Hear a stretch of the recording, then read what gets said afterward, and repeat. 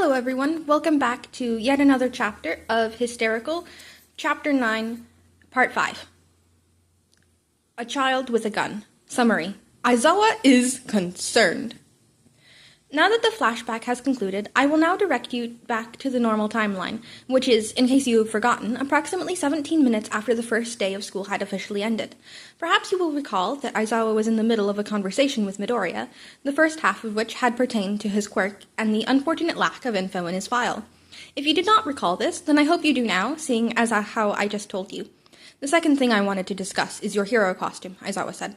Oh, I think I know what the issue is. Thank goodness. I was worried that you were just going to go ahead without talking about it with a teacher. Midoriya laughed. Definitely not my intention. I just totally spaced the fact that I should probably see what your thoughts are before we actually have to use costumes tomorrow. I think that would be wise. Super wise. The two sat in silence for a moment, neither knowing how to start the topic. Now, fun fact, both Midoriya and Aizawa were aware of the fact that they both were thinking of the same thing, but neither was aware that this awareness was actually false and that they were in fact thinking of entirely different things. However,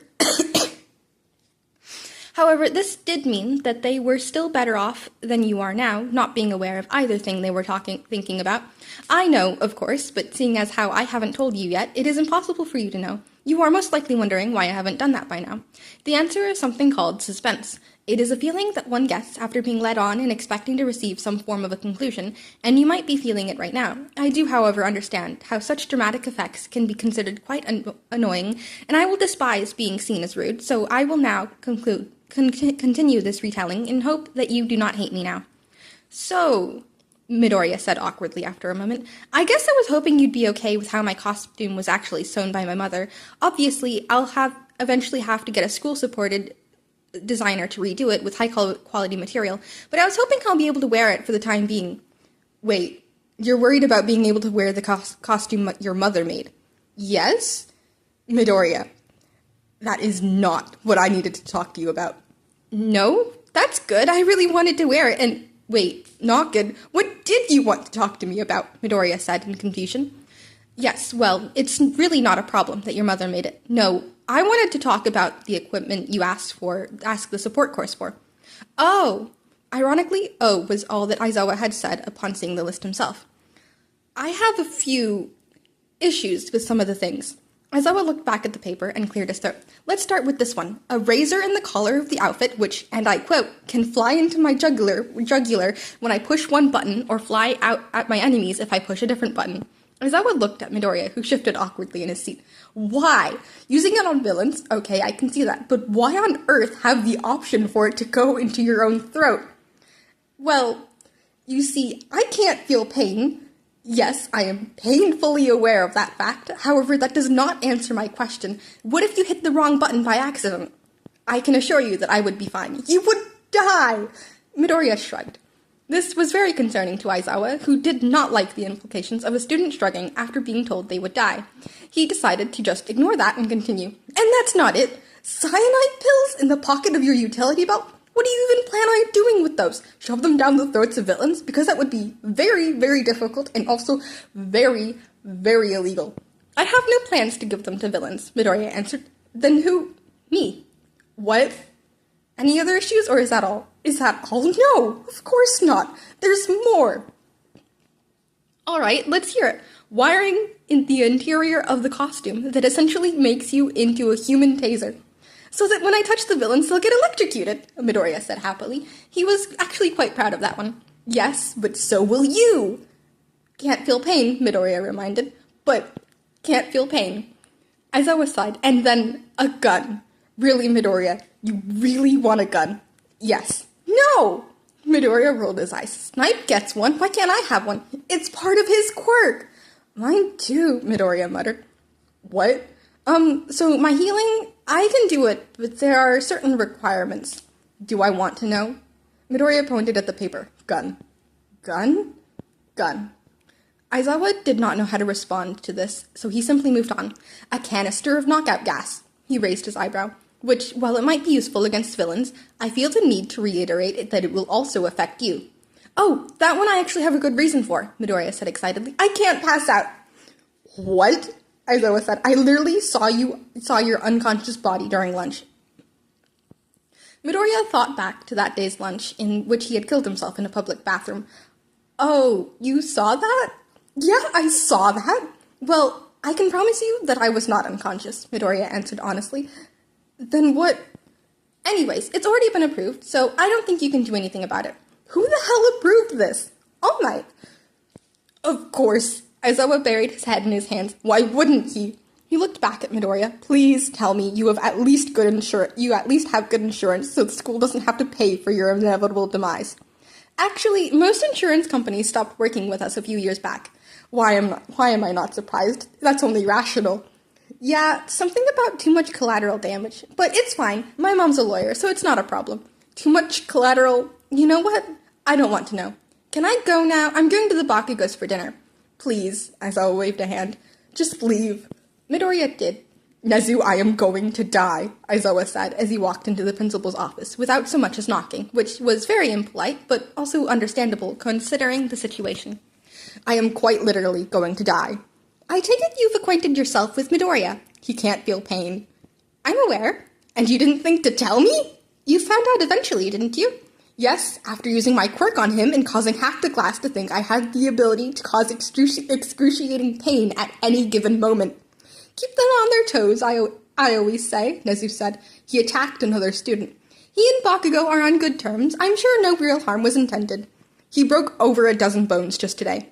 And healed all of them as well. He wants a gun. Aizawa was nearly pleading. I've already verified his permit. He passed out in the bathroom and was foaming at the mouth? Yes, about that. Why didn't you check to make sure that he was okay? Nezu, of course, was well aware of the events that transpired earlier that day because of his constant monitoring of the cameras. He also was not concerned, considering he knew about Midoriya's quirk, but it was still a little strange to watch the teacher simply leave the dying boy.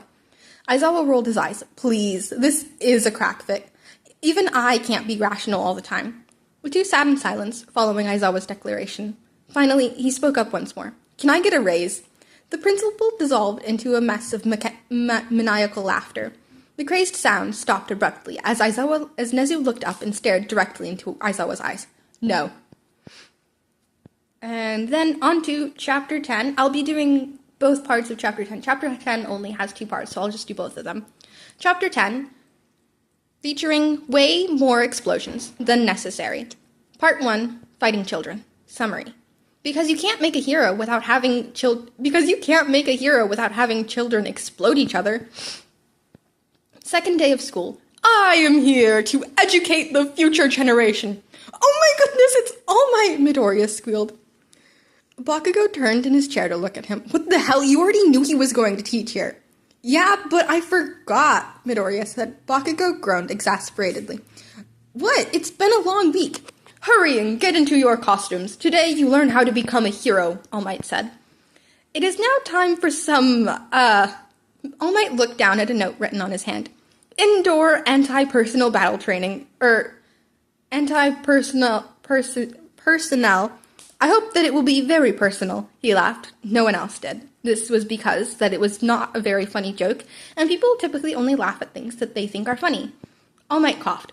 Well then, I'll, separate you into teams of 2. He then proceeded to do just that, drawing names from a small box that he had just had for some reason. Heck yeah, you ready to do this, Uraraka? Uraraka gave Midoriya a high five. We're gonna crush them. Crush them to dust. The two continued to increase in volume as they got pumped up. Meanwhile, Bakugo was looking at his partner in disdain. Here's the plan, glasses. You do what I say. Ida stuck a finger up and opened his mouth to speak. No buts. Bakugo didn't let him. I don't care about whatever weak-ass idea you have. It's weak, not weak.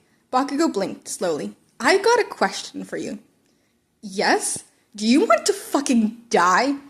Our first group will be Midoriya and Uraraka versus Bakugo and Ida. I'll beat your ass, Bakugo yelled. You're on, Midoriya yelled back. All Might cleared his throat. Midoriya's team will act as the heroes, and Bakugo's will be the villains. How fitting, said Midoriya. Bakugo bared his teeth. Ahem. Midoriya, shut up. As I was saying, the objective of this practice is simple. The villains will be somewhere in that building, and the heroes will have to infiltrate it and arrest the villains. The catch is that the villains have a powerful bomb they will be hiding. Bitch, I am the bomb, Bakugo interrupted. No, that was speech typo. Bitch, I am a bomb, Bakugo interrupted. Please, just let me finish. Bakugo rolled his eyes in response. As I was saying, the heroes have limited time to secure either the villains or the bomb. Failure to do so will result in a villain win. Do you all understand? The class nodded. Questions? All Might asked. Hell yeah, why the fuck am I a villain? Am I allowed to bring my gun? Can I acid Minetta's face? Do I not look absolutely fabulous? Can I pee? Why is everyone so loud? Can I get your autograph? You look really strong. Kaminari, you idiot, that's not even a question. It should be, look at him. Are we allowed to exchange partners in event of being paired with a grammatically incompetent blonde? The fuck are you getting at, glasses? All Might sighed. I am really not fit for being a teacher. You think? Bakugo yelled as he tried to explode his partner, only being held back by Midoriya, who was climbing on his back. Alrighty, Uraraka. Here's the deal. Doesn't matter what Ida does, Kachan's coming for me. That's rough, Uraraka said. Midoriya shrugged. No biggie, we fight a lot, so I kinda know all his moves. That's, convenient? Uraraka sounded confused, still not totally used to the strange relationship that was Midoriya and Bakugo's friendship. This made sense. Few people did understand them, and by few people, I really mean that no one did, not even they themselves. The simple truth was that Bakugo just really liked to fight people and was entirely willing to take advantage of non-existent consequences that came from fighting Midoriya. And Midoriya enjoyed expending his overabundance of frantic energy by occasionally, and by occasionally I mean really constantly, beating some sense into Bakugo. There was of course more to it than that, but a full psychoanalysis of them would be quite lengthy and frankly still very confusing. Anyways, I have a plan, Midoriya grinned at Uraraka with a too wide smile, and suddenly she was far too grateful that Midoriya was on her team. Meanwhile, Ida was failing to convince Bakugo not to attack Midoriya. I'm just saying, it's far too expected. Can't you at least try to come up with a reasonable plan? Oi, brickhead, Izuku's going to know I want to go after him, Bakugo said. Then why? Don't interrupt me, Mr. Karate Kid, Bakugo said, interrupting Ida. Anyways, he knows I'll go after him, and he knows I know it, so reasonably, he knows that I won't. You won't? No, dumbass, of course I will. He's expecting me to know that he knows that I'll go after him, and therefore to not go after him, so he won't be expecting me to go after him because he knows that I want to go after him. Jeez, can't you at least try to keep up? I'm gonna go get ready to attack him now. You better not let Roundface get that bomb. See you soon, Midoriya waved at Uraraka as she rounded the corner. After a moment, he walked into the building, waiting patiently for Bakugo to show up. He didn't take long. Hey, Akachan! Fancy seeing you here. Damn it! Bakugo stepped out into the open. How'd you know I'd come for you? Simple, I knew you wanted to, and I knew that you knew that I wanted to, and I knew that you knew that I knew you wanted to, and so I knew that you would come after me, not knowing that I knew you would. Bakugo nodded. Of course, I should have known. Not that it changes anything. I'm still going to beat you. Midoriya tugged on his gloves. We'll see about that. Bakugo charged. Midoriya caught the punch in his hand with ease. So predictable, Kachan, always starting with a right hook. He shook his head in mock disappointment. And you still haven't learned how to fucking dodge, Bakugo jeered as he forced open his fist and let out a quirk-powered explosion. The blast forced Midoriya across the room and he slammed into the wall with enough force to shake the building. Shit, he yelled as he brushed some loose rubble off his head. You broke a rib, fuckface! You have such a potty mouth when you fight, Bakugo said, a touch of humor in his voice. Midoriya laughed and jumped back up, spitting out some blood as he did. I learned from the best. Damn straight. You sure you're up for this, Kachan? I don't plan on going easy. Midoriya tilted his head and widened his stance. Bakugo grinned. I wouldn't want it any other way. Well then, may the best man win. The two boys collided. And then on to the next part. Chapter 10, featuring way more explosions than necessary. Part 2, bombs away! Summary. The class may or may not be slightly traumatized. Wow, they sure are intense, Mina said in awe as she and the rest of the class watched the footage of the fight. They look feral, said Yaoyorozu as Bakugo body slammed Midoriya. I know, it's so manly, Kirishima practically squealed. Yaoyorozu stared at him. That's not really what I meant. All Might, sir? Kaminari said. We're not going to be expected to go all out like that, right? Because I kind of have this slight problem with my brain cells and quirk overuse. No. Young Midoriya and Bakugo are an exception. The class watched in silence for another minute. They all collectively winced as they watched Midoriya throw a punch into Bakugo's gut and did not stop wincing as Bakugo retaliated with a wicked uppercut that quite literally caused Midoriya to fly several feet into the air. Now, to the typical outsider, which the class was entirely composed, this fight was starting to look like a mostly one-sided beating of Midoriya by Bakugo. This was not true, as Midoriya was immortal, and it was actually Bakugo who was in a bad position. Unfortunately, this was difficult for most people to realize. "Don't you think you should stop them? That looks pretty rough," Ojiro asked hesitantly. All Might hummed. "Perhaps you're right." He turned on the intercom that was hooked up to the building. "Young Midoriya, please take it down a bit and refrain from causing serious injury to Bakugo." The rest of the class stared at All Might. "What?" "Young Midoriya, please take it down a bit and refrain from causing serious injury to Bakugo." "Don't you fucking dare!" "Wasn't planning on it." You're joking, right?" "Huh?" All Might asked Ojiro, genuinely confused. He's fighting a bomb!" "Oh, that." All Might looked back at the screen. "Yes, well, I'm sure that Midoriya can handle it." Ojiro blinked. He then decided that this was a conversation that he did not think he could handle, no matter how much his morals told him to make sure his incompetent teacher did not get a fellow classmate literally murdered. Now, All Might was not incompetent, at least not in this retrospect, and he was in fact completely aware that Midoriya's demise was entirely possible.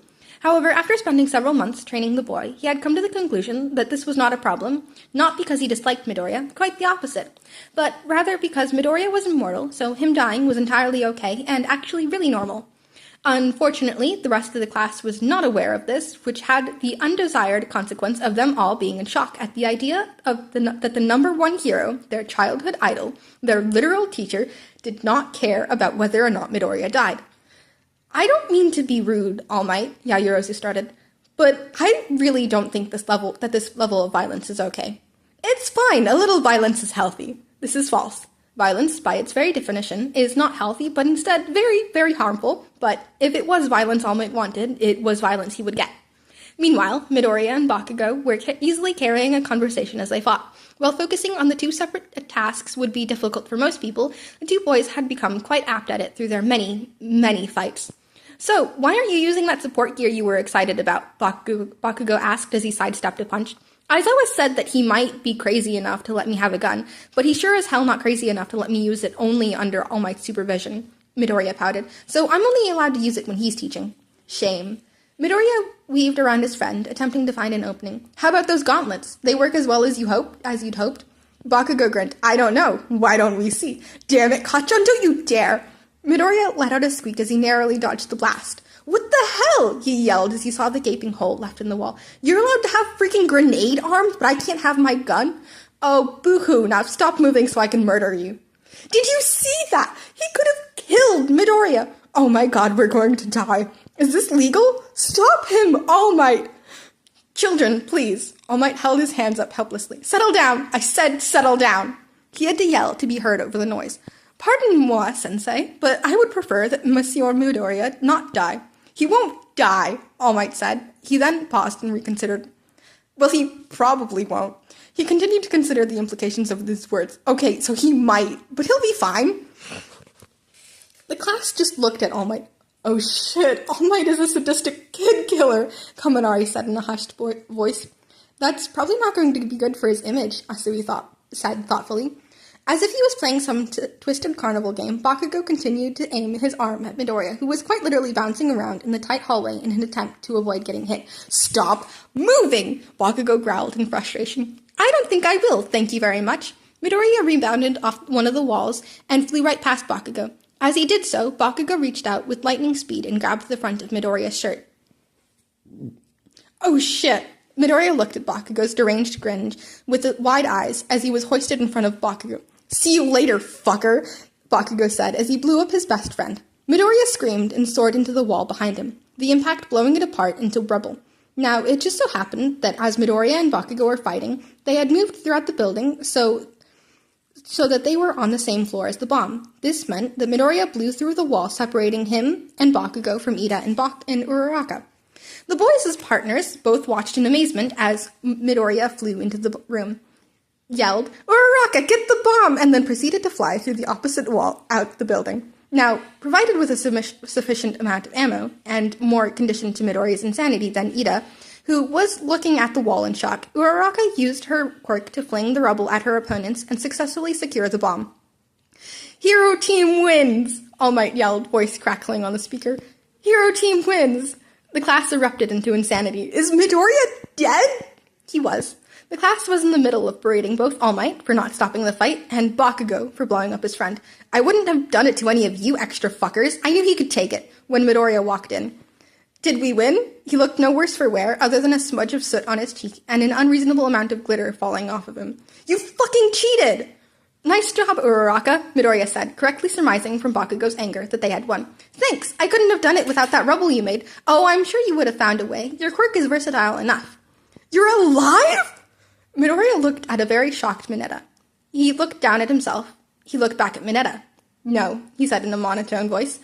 Bakugo smacked Midoriya upside the head. "Stop being stupid, Izu. It's a stupid question." "Perhaps," Ida interrupted, "a better question would be, how are you alive? I am also curious, seeing how I saw you fly through 2 walls down to the ground 5 stories below, and then walk in with no injuries to speak of." "The glitter cushioned my fall." "What?" The class exploded in confusion once again. Not literally, mind you. That would be unfortunate, considering how only one of them was able to survive explosions, and Midoriya had already done that this day and didn't want to again.